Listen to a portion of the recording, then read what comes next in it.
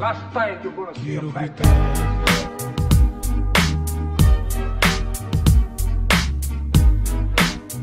¿Qué hubo, pelados? Bienvenidos a un nuevo video estrenando formato. ¡Pam! Estamos aquí en la Plaza de Bolívar. Este es uno de los lugares más importantes de la ciudad. Ha visto cualquier cantidad de acontecimientos. A mi espalda es el Congreso, lo que se alcanza a ver, y detrás de eso está la Casa de Nariño, la casa donde vivió el presidente. Y justo al otro lado, ese es el Palacio de Justicia. En el año 85, si no recuerdo mal, sufrió de la toma por parte del M-19.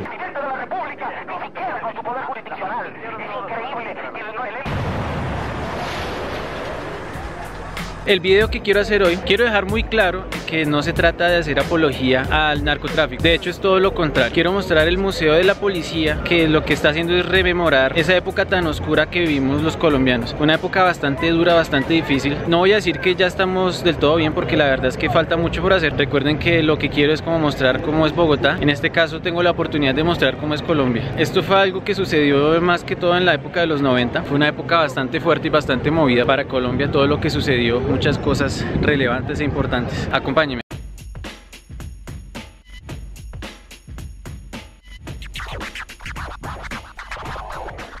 Aquí en el museo está prohibido grabar. Permiten tomar fotos, pero no se puede hacer video, entonces todas las tomas que hice pues prácticamente fue escondiendo la cámara. El primer salón al que nos llevaron pues el salón de armas. Como pueden ver pues es armamento de todo tipo. Este pues particularmente me llamó mucho la atención, pues es una Magnum 44, es enorme esa pistola. Y pues hay otro tipo de armamento, por ejemplo este fusil, obviamente no tengo ni idea qué es, pero pues me llamó la atención que tuviera silenciador.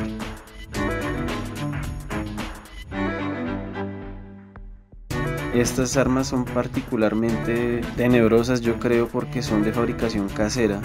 Como pueden ver, se utilizaron mangos de los cuchillos para hacer las pistolas. Incluso esta pues tiene grabado el nombre del propietario, Manuel Villarreal.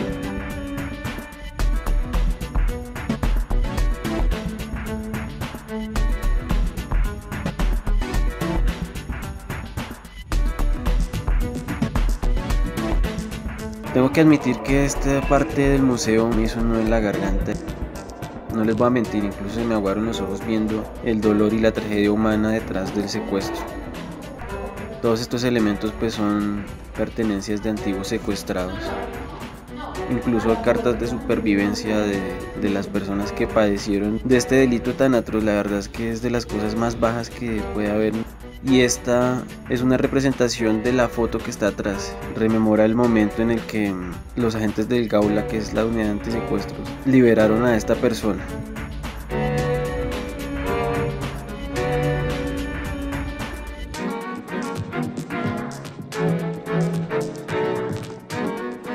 Esas plantillas son lo que se utilizaba, tal vez aún se utilice para marcar, digamos, la droga una vez está prensada, para que la gente o los compradores o lo que fuera supieran de qué proveedor era esa droga.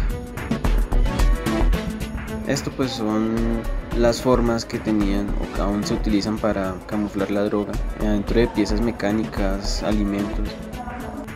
Como se pueden dar cuenta, ese es el plástico de una caja de CDs, y a través de un proceso químico pues lo que hicieron es que la droga fuera invisible. Eso es completamente translúcido. Aquí ya empezamos a ver los artefactos que se utilizaron durante las capturas, lo que se utilizó para recoger pruebas de muchos de los narcotraficantes, cámaras, grabadoras. Estas pistolas pertenecieron a Rodríguez Gacha, alias el Mexicano. Tal vez no parezcan muy ostentosas, pero recuerden que esto fue en los 80. Entonces los grabados que se pueden ver en realidad era algo demasiado ostentoso de la época. Incluso esta tiene como un mango de mármol, tiene detalles de plata y de oro. Este también está exhibido ahí, es como un libro de caricaturas. Dicen que se desconoce el autor, pero aquí aparece Popeye incluso mostrando el contenido del libro de caricaturas.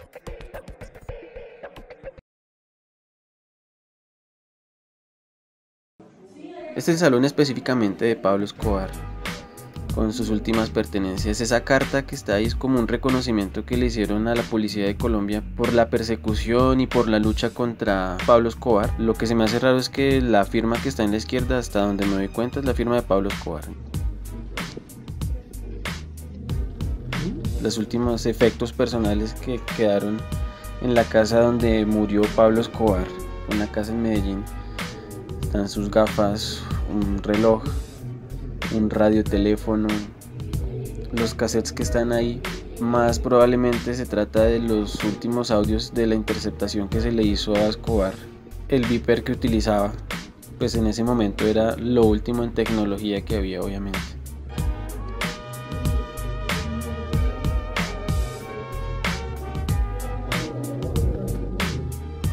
Este es uno de los carteles originales que se repartieron en las ciudades.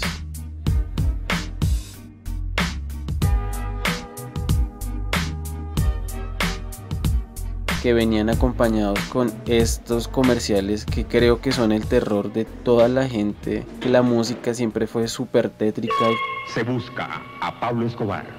Recompensa 2.700 millones de pesos. Y por cada uno de estos prófugos, la suma de 100 millones de pesos.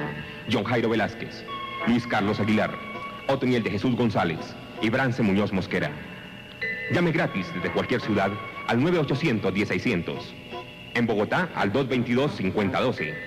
En Medellín al 461-1111. Se garantiza total reserva. Si era el año 91 aproximadamente, estaban ofreciendo una recompensa de 2.700 millones de pesos. Es como si el día de hoy estuvieran ofreciendo 34.200 millones de pesos. En dólares viene siendo algo así como 12 millones de dólares. Y si ofrecían 100 millones de pesos por cada uno de los otros del cartel, es el equivalente a 1.270 millones de pesos, que en dólares equivale a 451.970 dólares. Esta teja es una pieza del tejado donde murió Pablo Escobar, incluso tiene una mancha de sangre. Lo que se ve más oscuro es la mancha de sangre de Pablo Escobar. El celular con el que estaba hablando con su familia, y pues una de las chaquetas como ya de lo último que le quedaba de sus pertenencias. Nada ostentoso, sino que simplemente eso era lo que se podía permitir. El último armamento que se encontró en la casa de Escobar.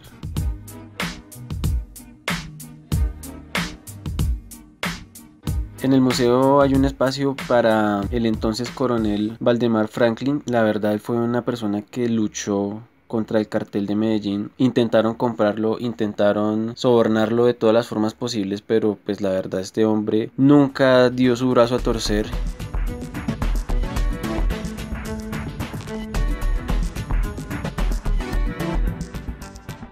Pablo Escobar podía darse todos los lujos que quería, todas las cosas que se le ocurrieran las tenía a disposición. También las motos fueron parte como de sus gustos.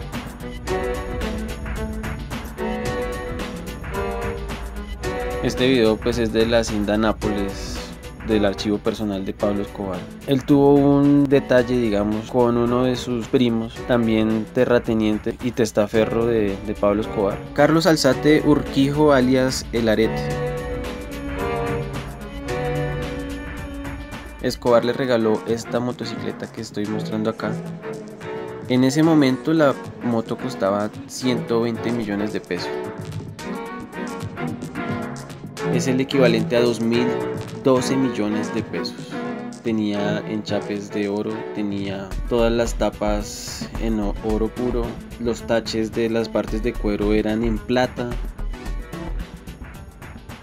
Entonces, como se dan cuenta, tenía cualquier cantidad de excentricidades. Incluso para la época la moto costaba 30 millones de pesos más de lo que costaba el Mercedes-Benz más costoso que podía comprarse en Colombia. 2.000 millones de pesos es el equivalente a 720.000 dólares más o menos. Bueno, pelados, eso es todo por el video de hoy. Quiero simplemente dejar como mi pensamiento al respecto de la situación del narcotráfico durante la época de los 90 en Colombia. Y es que desde mi punto de vista el daño más grande que le hizo Pablo Escobar a la nación, a pesar de las bombas, de los atentados, de toda la corrupción que se vivió por la entrada del narcotráfico en el poder del Estado colombiano, desde mi punto de vista el daño más grande fue la mentalidad que dejó Pablo Escobar en la gente colombiana. Lamentablemente, lo que se puede considerar como su éxito llevó a que la gente sintiera que el narcotráfico era un buen camino, y no solo el narcotráfico, sino que empezó a imaginarse o a sentir que todo debía ser inmediato, que los resultados debían ser inmediatos. Entonces aquí es muy difícil que tengamos esa perseverancia en muchos casos. Debo decir que la mentalidad ha cambiado últimamente, sin embargo han pasado más de 20 años desde la época más violenta del narcotráfico, que uno no debía esforzarse por obtener las cosas, sino que todo debía conseguirlo lo más pronto posible, y que eso estaba bien. Y eso llevó a muchas cosas. Llevó a que la corrupción de los dirigentes fuera mayor, a que se olvidaran del respeto y de la función que estaban cumpliendo, a que el ciudadano común dejara de insistir en sus proyectos o en sus metas si a los 5 o 6 meses no se estaba volviendo millonario. Entonces nos dejó una mentalidad de narco, que todo debe ser inmediato y que todo debe ser rápido. Les agradezco mucho por acompañarme, les mando un abrazo bien grandote a todos y cada uno, y nos vemos en un próximo video.